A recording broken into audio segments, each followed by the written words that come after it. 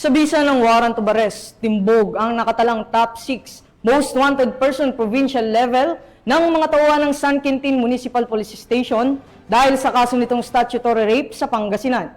Nakibalita dyan si Police Corporal Joanna Marie de los Santos.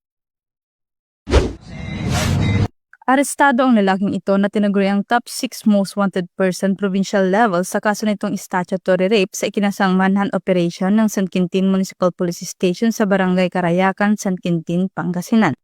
Kinilala ni Police Captain Esteban C. Fernandez III, officer in charge ng naturang istasyon ang suspect sa alias Andy, 43 anyos, isang construction worker at residente ng naturang barangay. Naaresto ang suspect sa bisa ng warrant of arrest at harap sa kanyang kaso na walang itinakdang piyansa.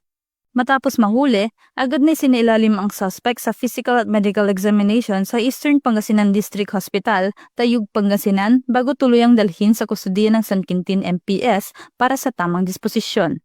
Patuloy na paiigtingin ng PNP ang kampanya laban sa mga taong may pananagutan sa batas at mapanatili ang kapayapaan at seguridad sa bansa. Mula dito sa Ilocos Region, ako ang inyong PNN correspondent, Police Corporal Joanna Marie de los Santos, alagad ng batas, tagataguyod ng balitang pulis.